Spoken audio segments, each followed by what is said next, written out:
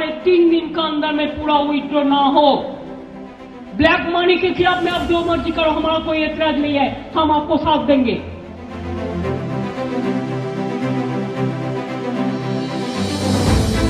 Ganga erosion के लिए जो हुआ है गाँव जो चला गया जल का अंदर, पानी का अंदर में, इसको लिए कुछ करना चाहिए। नमस्ते, मैं अभिनय आकाश और प्रभा साक्षी के इस खास कार्यक्रम एमआरआई में आपका स्वागत है। एक बार फिर से हम आपके सामने मोस्ट रिलायबल इंफॉर्मेशन यानी एमआरआई के साथ मौजूद हैं। पाँव में चप्पल, सूती साड़ी और चेहरे पर गंभीर मुस्कान, ममता बनर्जी की पहचान अलग अलग लोगों की नजरों में अलग अलग तरह से है। जनाधार वाली नेता, गरीबों की मसीहा, दयालु पर तीखे तेवर, दबंग व तानाशाह, ईमानदार पर भ्रष्टाचार की अनदेखी करने वाली शासक, जैसे कई सवाल ममता बनर्जी के पहचान से जुड़े हैं। लेकिन ममता दीदी के राजनीतिक सफर की कामयाबी पर किसी को कोई शक नहीं। किसी की नजरों में वह हिटलर दीदी हैं, तो कोई उन्हें बंगाल के सियासत की मजबूरी बताता है। बंगाल की राजनीति में हमेशा से ममता अपने चाहने वालों के दिलों में और विरोधियों के निशाने पर लगातार बनी रही। विरोधियों के लिए भले ही ममता कठोर, तुनक मिजाज और मनमानी चलाने वाली और तुष्टीकरण की राजनीति करने वाली हो, पर अपने सपोर्टरों की नजरों में मोम की तरह नरम दिल रखने वाली दीदी उनके हर गम और तकलीफ में उनके साथ खड़ी रहने वाले आयरन लेडी है। देश की निगाहों में सियासत की अबूझ पहेली मानी जाने वाली ममता को आज भी पश्चिम बंगाल में खुले किताब की तरह पढ़ा जाता है। माँ माटी, मानुस और ममता। प्रदेश का बेहद मध्य वर्गीय इलाका कोलकाता के कालीघाट का हरीश चटर्जी स्ट्रीट, जहां ममता बनर्जी का बचपन अपने 6 भाइयों के साथ गुजरा। देश के लिए भले ही ममता पश्चिम बंगाल की मुख्यमंत्री हैं, लेकिन आज भी वह अपने उसी पुश्तैनी मकान में रहती हैं जहां उनका बचपन बीता था। यूं तो ममता के राजनीतिक करियर में कई उतार चढ़ाव आए, पर सक्रिय राजनीति की पुख्ता शुरुआत का साल 1984 का रहा, जब ममता ने सीपीएम के दिग्गज नेता सोमनाथ चटर्जी के खिलाफ जादवपुर से लोकसभा का चुनाव लड़ने का फैसला किया। तब ममता के इस निर्णय को लेकर तमाम तरह की अटकलें लग रही थी और लोगों को ऐसा लग रहा था कि ममता इस हाई प्रोफाइल नेता के कदम के सामने बौनी साबित होगी। लेकिन ममता ने सारी अटकलों को धता बताते हुए जीत का परचम लहरा दिया। उग्र स्वभाव की माने जाने वाली ममता के इस मिजाज का एहसास साल 1991 में तत्कालीन प्रधानमंत्री नरसिम्हा राव को भी हुआ, जब खेल मंत्री ममता बनर्जी ने कोलकाता के ब्रिगेड परेड मैदान की रैली में भाषण देते हुए केंद्र सरकार पर आरोप लगाते हुए इस्तीफा दे दिया। खेल मंत्रालय के साथ खेल करने का आरोप लगाते हुए ममता के इस इस्तीफे से कांग्रेस पशोपेश में आ गई।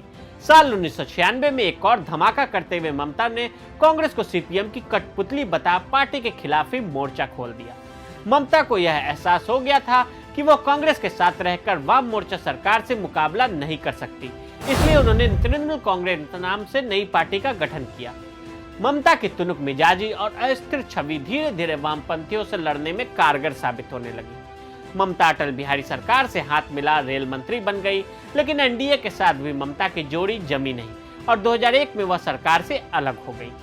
ममता ने एक बार फिर से कांग्रेस का दामन थाम गठबंधन कर 2004 का लोकसभा चुनाव और 2006 का विधानसभा चुनाव लड़ा, लेकिन इस बार ममता को चुनाव में मुंह की खानी पड़ी। राजनीतिक पंडितों ने तब उनकी राजनीति का मरसिया भी लिख दिया था। सिंगूर में टाटा नैनो कार परियोजना और नंदीग्राम में औद्योगिकरण के लिए किसानों की जमीन के अधिग्रहण पर ममता ने आंदोलन कर किसान समर्थक और उद्योग विरोधी हथियार का फॉर्मूला अपनाकर वाम मोर्चे की सरकार को झुका दिया।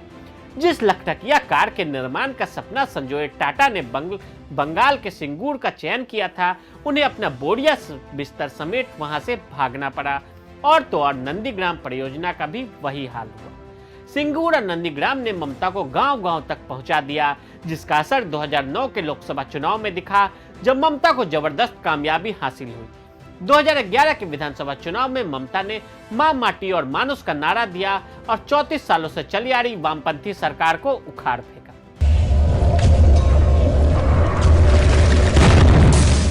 साल 2016 के चुनाव में पश्चिम बंगाल की राजनीति में दूसरी बार सत्ता में वापसी कर ममता ने इतिहास रचा। इस बार उनकी यह जीत पिछली जीत से भी बड़ी थी और वह 294 सीटों वाली विधानसभा में 211 सीटें जीत कर आई। बूथ स्तर पर प्रबंधन और गांव-गांव तक सरकार की उपलब्धियां बताना और विकास के मुद्दे को प्रमुखता से रखने के साथ ही ममता ने अपने 5 साल के कार्यकाल में कई लोकप्रिय योजना भी शुरू की। गरीबों को सस्ती दर पर अनाज देने की घोषणा, जिसके तहत 8 करोड़ लोगों को 2 रुपए किलो की दर पर अनाज मिल रहा। छात्रों को स्कॉलरशिप, साइकिल, स्कूल ड्रेस और जूते बांटने के अलावा बेरोजगार लोगों को आसान किस्त शर्तों पर कर्ज भी बांटे गए। ममता सरकार की कल्याण श्री योजना को यूनिसेफ से भी सराहना मिली। इन सब की बदौलत ही ममता 2016 के इस रन में कांग्रेस और वाम मोर्चे के साथ हो जाने के बाद भी अकेले ही जीत की इबारत लिखने में कामयाब हो गई। हालांकि विपक्षियों ने ममता सरकार पर लगे भ्रष्टाचार के आरोप को भी जोर शोर से उठाया। 2013 में 2500 करोड़ का शारदा घोटाला और मार्च 2016 में नारद स्टिंग ऑपरेशन जैसे भ्रष्टाचार के विषयों को कांग्रेस और वामपंथी पार्टियों ने अपना प्रमुख चुनावी मुद्दा भी बनाया। विपक्ष ने जनता को यह समझाने की कोशिश की कि किस तरह ममता सरकार के समय शारदा घोटाले में निवेशकों के पैसे डूब गए थे, जबकि नारद स्टिंग ऑपरेशन में टीएमसी के कुछ नेताओं को घूस लेते हुए दिखाया गया था। विपक्ष के तमाम प्रयासों के बाद भी ममता के दीवाने वोटरों का प्यार उनके प्रति अटूट रहा। हम भी वो हैं जो कभी किसी के पीछे नहीं खड़े होते, जहाँ खड़े हो जाते हैं लाइन वहीं से शुरू होती है। अमिताभ बच्चन का एक बेहद मशहूर फिल्मी डायलॉग था, हम जहां से खड़े होते हैं लाइन वहीं से शुरू होती है। ऐसा ही कुछ फिलहाल बंगाल में ममता बनर्जी के लिए कहा जा रहा था। साल था 2016 का। तमिलनाडु, पश्चिम बंगाल, केरल, पुडुचेरी और असम में विधानसभा चुनाव की तैयारी अपने चरम पर थी। लोकसभा चुनाव 2014 में 17% वोट पाकर गदगद भाजपा कार्यकर्ता मई के महीने में बंगाल में भाजपा के उदय का सपना संजोए थे। लेकिन कोलकाता की एक जनसभा में पार्टी अध्यक्ष अमित शाह की घोषणा ने सभी को उस वक्त हैरत में डाल दिया था, जब शाह ने घोषणा कर दी कि पार्टी की प्रदेश इकाई 2019 की लड़ाई की तैयारी करे। लोगों को लगा कि भाजपा ने अपने हथियार डाल दिए। विधानसभा चुनाव में हुआ भी कुछ ऐसा ही। ममता दीदी के दीवाने वोटरों ने बंगाल की 294 सीटों में से 211 सीटें तृणमूल के खाते में डाल दी। लोकसभा चुनाव में 17% वोट हासिल करने वाली भाजपा विधानसभा चुनाव में 10% वोट के साथ 3 विधानसभा सीटें प्राप्त कर सकी। लेकिन अमित शाह काक चेष्टा बको ध्यानम की तर्ज पर भविष्य की बड़ी लड़ाई जीतने पर केंद्रित थे। शाह की दूरदृष्टि पश्चिम बंगाल में ममता के अखंड राज में सेंध लगाने के रास्ते को तलाश रही थी। लोकसभा चुनाव 2019 के शंखनाद से पहले जनवरी के सर्द दोपहरी को कोलकाता के ब्रिगेड मैदान में ममता बनर्जी जब विपक्षी एकता के हुंकार भर रही थी, तब उनकी नजर दिल्ली की कुर्सी पर गड़ी थी। एक मंच पर 22 पार्टियों को तब ममता ने जुटा तो लिया था, लेकिन जब चुनाव की बारी आई तो एकला चलो रे की तर्ज पर अकेले ही चुनाव जाने का फैसला किया। मोदी सरकार से सीधे लोहा लेती ममता हर एक रैलियों में भाजपा के 100 से 150 सीटों पर सिमट जाने की भविष्यवाणी भी करती दिखी। लेकिन लोकसभा चुनाव में जनता की ममता मोदी सरकार पर जमकर बरसी और बंगाल ने तो 2 सीटों से 18 सीटों पर पहुंचा दिया, जिसकी तैयारी करने की बात साल 2016 में ही अमित शाह ने राज्य के पार्टी कार्यकर्ताओं से कही थी। नतीजतन कभी लाल किले का ख्वाब देखने वाली ममता कोलकाता का किला बचाने के लिए हाथ पैर मार रहे हैं।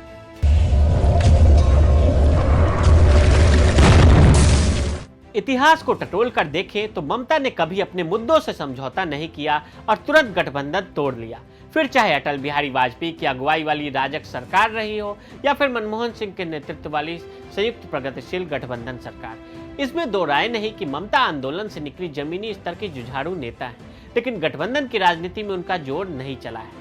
तृणमूल कांग्रेस और ममता की राजनीति को करीब से जानने वाले कहते हैं कि उनका रवैया ही ऐसा है कि वह खुद को सेंटर ऑफ पॉलिटिकल अट्रैक्शन में रखकर चलना चाहती है, यानी गठबंधन उस शर्त पर हो जिसमें तृणमूल के हित सर्वोपरि हो।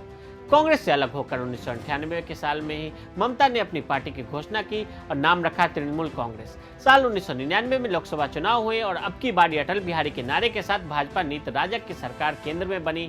उस वक्त ममता बनर्जी अटल सरकार में शामिल होकर केंद्र सरकार में रेल मंत्री बन गई, जिसके बाद मार्च 2001 में तहलका टेप कांड होता है और भाजपा के तत्कालीन अध्यक्ष बंगारू लक्ष्मण रिश्वत कांड के बाद ममता ने रेल मंत्री के पद से इस्तीफा दिया और राजग से भी किनारा काट लिया। साल 2001 में विधानसभा चुनाव हुए और कभी कांग्रेस से अलग होकर अपनी अलग पार्टी बनाने वाली ममता ने बंगाल विधानसभा चुनाव कांग्रेस के साथ मिलकर लड़ा, लेकिन हिस्से में हार ही है। एक वक्त ऐसा भी था जब बंगाल में वाम मोर्चे के खिलाफ तृणमूल, भाजपा व कांग्रेस का महागठबंधन बनाने की कवायद ममता ने की थी, लेकिन प्रणब मुखर्जी ने इसका कड़ा विरोध किया था। बाद में साल 2004 में ममता एक बार फिर राजग में शामिल हो गई और केंद्रीय कोयला मंत्री बनी। साल 2009 में ममता कांग्रेस का हाथ पकड़कर फिर से रेल मंत्री बन गई। साल 2012 में एफडीआई व पेट्रोल डीजल के मुद्दे पर ममता ने कांग्रेस का साथ छोड़कर शबरंग से समर्थन वापस ले लिया। लेफ्ट अब ममता के दुश्मन नहीं। पश्चिम बंगाल से पहले बिहार चुनाव हो रहा है, लेकिन ममता बनर्जी के राज्य में राजनीतिक गतिविधियां नीतीश कुमार से किसी भी मामले में कम नजर नहीं आती। ममता बनर्जी वैसे ही गठबंधन को बेकरार हैं जैसे 2017 में अखिलेश यादव रहे।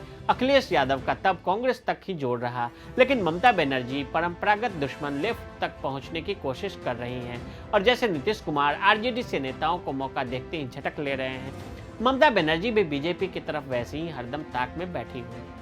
ये 2019 के आम चुनाव में बीजेपी से मिले जोरदार झटके का ही असर है कि ममता बनर्जी के प्रशांत किशोर के जरिए वाम दलों के कई सीनियर नेताओं तक पहुंचने की खबर आ रही है।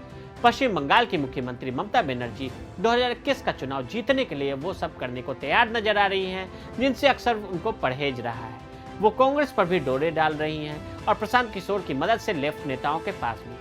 ध्यान रहे, ममता बनर्जी वाम मोर्चे के खिलाफ परिवर्तन का नारा देकर सत्ता तक पहुंची और तभी से पिछले चुनाव तक वो लेफ्ट शासन की वैसे ही याद दिलाती रही जैसे बिहार में नीतीश कुमार अपने से 15 साल के शासन के पहले वाले 15 साल को जंगल राज बताकर लोगों को डराने की कोशिश करते हैं।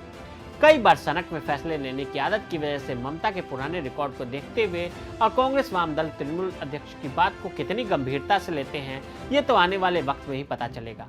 तो आज हमने टीएमसी क्यों और कैसे बनी, ममता की पूरी लड़ाई, लेफ्ट से लड़ाई बीजेपी के साथ और फिर नाराजगी की पूरी सफर का विश्लेषण किया। आज के लिए दे इजाजत और ऐसी रिपोर्ट्स को देखने के लिए प्रभा साक्षी के साथ लगातार बने। वीडियो को देखने के लिए फेसबुक और ट्विटर पर हमें फॉलो करें, यूट्यूब पर प्रभा साक्षी को सब्सक्राइब करें।